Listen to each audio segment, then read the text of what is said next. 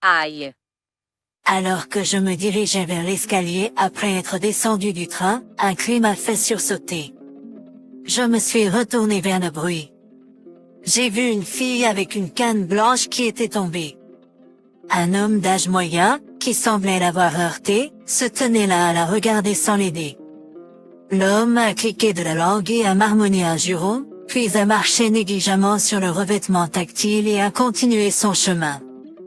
La fille semblait incapable de se relever, étant tombée à l'intérieur de la ligne de sécurité. Je me suis rapidement précipité vers elle. Ça va? Je me suis dit qu'une personne malvoyante pourrait être mal à l'aise d'être soudainement touchée, alors j'ai consciemment gardé mes distances et lui ai parlé. Surtout qu'elle est une jeune femme. En plus, la personne qui l'a effrayée et a agi de manière impolie était un homme. Ce serait vraiment effrayant si un étranger chuchotait à votre oreille de nulle part. Ah. Ça va. On dirait qu'elle s'est tordue la cheville. À ce moment-là, le panneau s'est allumé pour indiquer l'arrivée du prochain train. Désolé, est-ce que tu peux t'appuyer sur mon épaule un peu? J'ai proposé, mais elle semblait incertaine sur ce qu'il fallait faire. Le train arrive bientôt. Il est plus sûr si on recule un peu. J'espère que ça te va si je t'aide en te tenant le bras. Quand je lui ai parlé, elle a acquiescé. En l'aidant à se relever, son visage s'est tordu encore plus de douleur. Tu avais prévu de prendre le train en direction du centre-ville depuis ce quai plus tôt.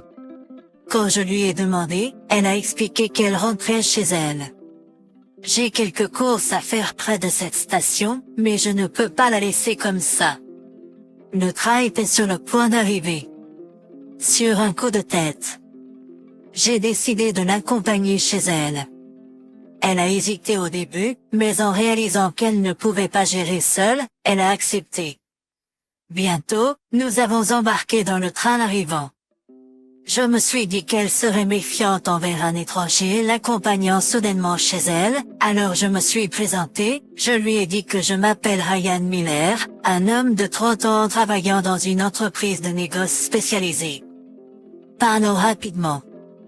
J'ai sorti mon smartphone et tapé dans l'application de chat que j'utilise pour communiquer avec mon patron. Je suis vraiment désolé, quelque chose est arrivé, donc je serai en retard. Dès que j'ai envoyé le message, mon patron m'a rappelé comme s'il avait attendu.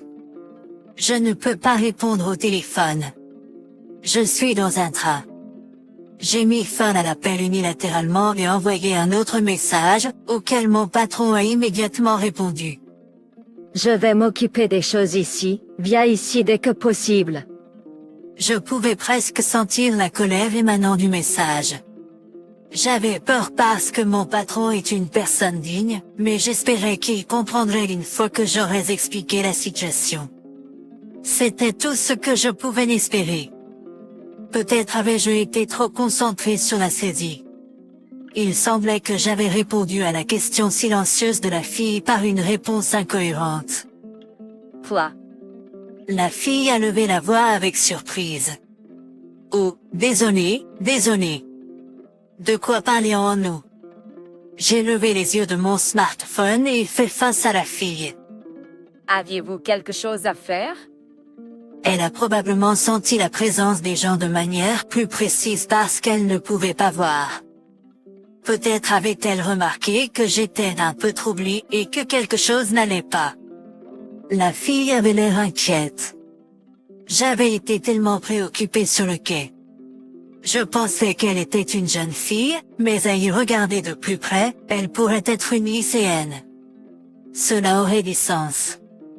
La fille, tenant une canne blanche, marchait seule, donc elle ne pouvait pas être si jeune. Je lui ai présenté mes excuses pour l'avoir inquiétée et expliqué que j'avais des affaires liées au travail, mais que je les avais déjà informées, donc c'était bon.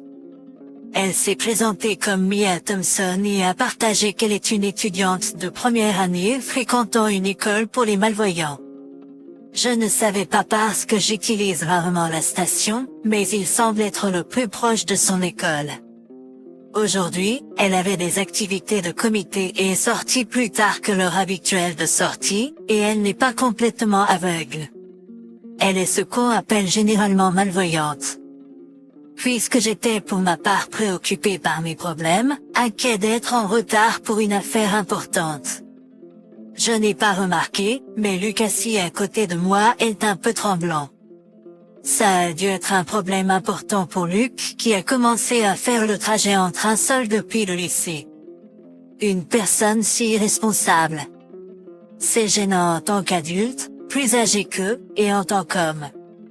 Espérons soulager un peu sa peur. J'ai délibérément parlé de sujets légers jusqu'à ce que nous atteignions sa station la plus proche.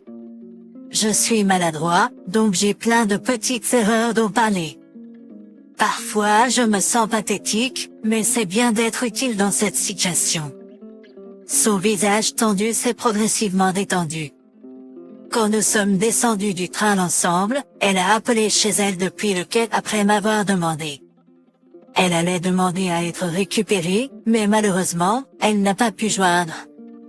Peut-être que sa famille s'inquiétait pour Luc qui rentrait à la maison plus tard que d'habitude et est sorti pour la récupérer.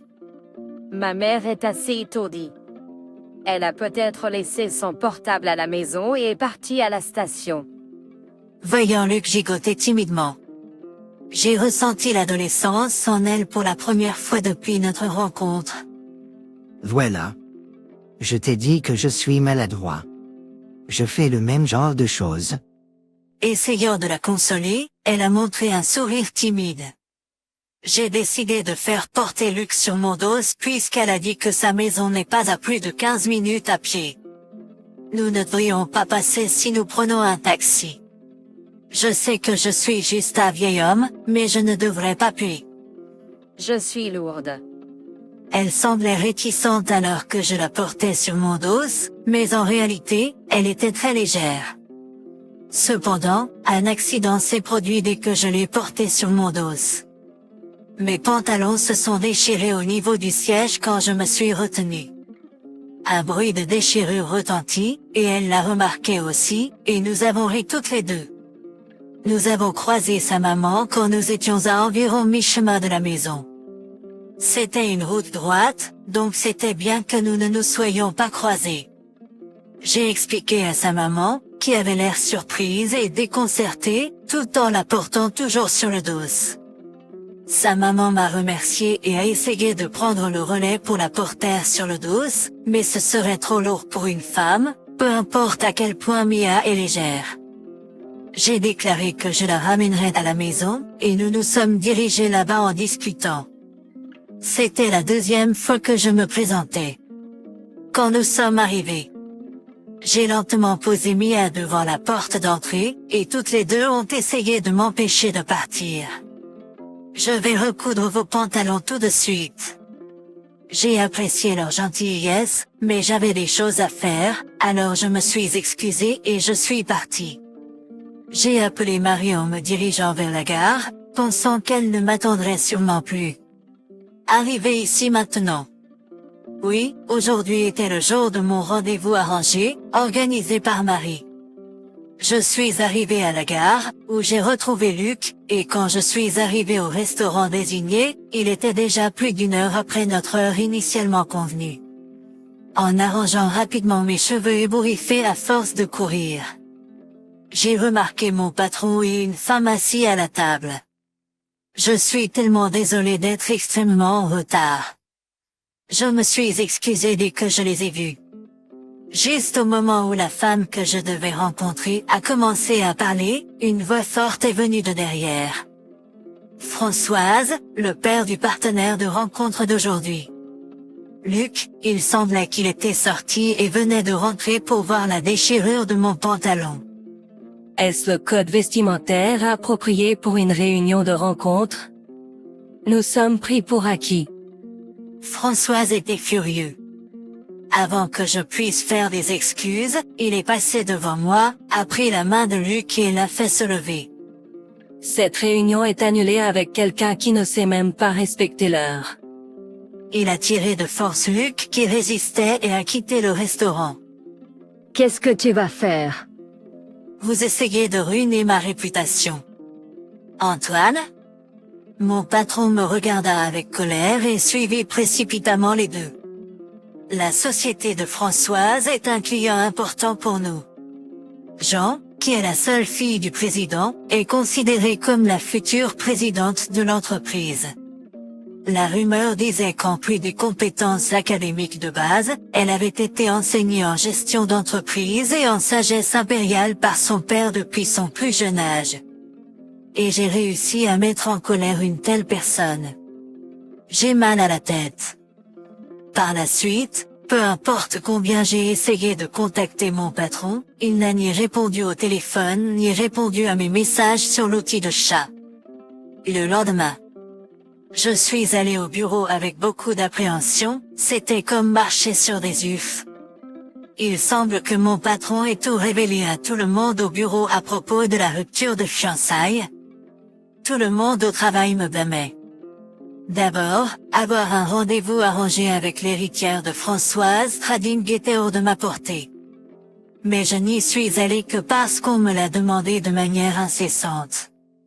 J'avais initialement refusé lorsque mon patron a évoqué la réunion car c'était une charge. Cependant, il semblait que j'étais la personne spécifiquement demandée par l'autre partie. Je n'ai aucune interaction professionnelle avec nos clients, donc même mon patron ne savait pas pourquoi c'était moi. Mon patron, incapable de faire accepter ses excuses par Françoise, était dans de sales draps et me le faisait payer à chaque fois. Après avoir enduré une semaine inconfortable au bureau, une personne inattendue est venue me rendre visite. 9 jours après la réunion. Jean, la fille de Françoise, est venue visiter l'entreprise. Mon patron et moi avons géré la situation et l'avons conduite à la salle de réception. Il n'y avait aucun signe de mécontentement de sa part. Il semble que tu aies aidé Luc. Jean m'a dit avec un sourire. Luc est le nom de la fille malvoyante que j'ai aidée le jour de la réunion. Je n'avais pas expliqué la raison de mon retard à Jean, alors comment savait-elle son nom? Alors que j'étais perdu dans mes pensées et incapable de parler. Alice rumor mysterious for that man. Am friend sweeter. So. Jester what happened that day? Friend sweet almost a this gap. My confused face and my boss, who is more out of the loop, were explained to by Alice. Françoise Trading is also committed to charitable activities, inviting students from special needs school, care school, schools and school for the blind to performance by circus troupes and theater groups funded by the company. The employees are also active in volunteer activities, and Alice has been involved since her student days. At first, she was reluctant, seeming like a hypocrite. She may look during one of those activities, volunteering for a reading program at an elementary school for the blind. Alice was always aware that she was different from others, due to being the daughter of CEO Françoise. Her friendships were largely formed due to her status, and she never had someone she could truly open her heart to. However, meeting Lucas has become an opportunity for her to face herself. After she finished reading the book, Luc approached her and shared their impression. Such a kind voice, it seemed to reflect a kind personality, she praised. Alice is often misunderstood as a strong-willed woman or highly prideful person, but she felt saved by Lucas Ward who didn't judge by appearances. Listening to this, he reflected that he too had been judging her, without knowing her. He thought, she's a maintenance and wouldn't get along with me without knowing anything about Alice, just by her appearance and rumors. Her interaction with Luke became a catalyst, and Alice became more proactive in volunteering, participating unrelated to the company's operation. 5 days after the arranged that, she went to the regular volunteer activity at the school for the blind tender a boom from Luke, and she understood the reason for my tardiness. She was really concerned about your clothing and talked about wanting to pay for the repairs. Remembering the embarrassing moment when he showed Alice my torn pants, my face turned red. I will come to apologize for my father's rudeness, Alice said. She found out about the circumstances of that day and wanted to apologize in person, so she went out of her way to come to the office. It is understandable that your dad go angry, so please, don't worry about it. He conveyed this. She shook her head and apologized once again. She began to speak. Actually, there is another thing you want to talk about. Elle a commencé à se confesser avec un air maladroit. Il s'est avéré qu'en fait, Alice et moi nous étions rencontrés quand elle était lycéenne, il y a 10 ans. À cette époque, Alice était une lycéenne en terminale, se préparant pour le SAT. Elle étudiait généralement dans les bibliothèques, mais quand ça n'allait pas bien, elle étudiait dans un café pour changer d'ambiance. Un jour, quelqu'un a placé un sous-verre en papier sur ma table, où je soupirais constamment. Je me suis préparée, ayant le sentiment de savoir de quoi il s'agissait. Il y a 10 ans. J'étais étudiant à l'université et travaillais à temps partiel dans un café. Pour résumer ce qu'elle a raconté, le sous-verre avait écrit « Tu étudies toujours dur. Continue comme ça ». Quand elle a regardé autour d'elle, elle a croisé le regard d'un membre du personnel qui nettoyait une autre table, et il lui a souri chaleureusement. Bien qu'il fût poli et formel pendant le service, il semblait un peu distant, et cette attitude amicale a apparemment fait battre son cœur. Elle a même vérifié le badge sur sa poitrine et a vu qu'il était écrit Antoine.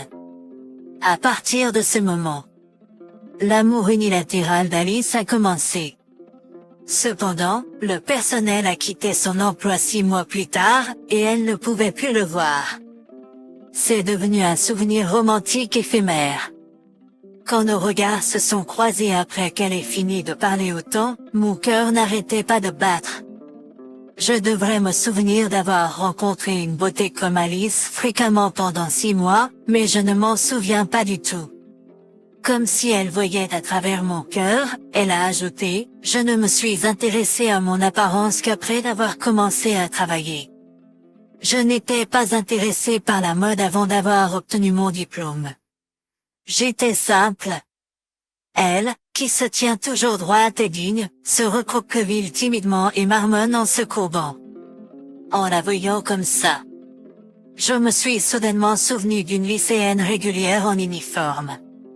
Jean a été extrêmement surprise quand elle m'a vu lors d'une réunion d'affaires dans notre entreprise.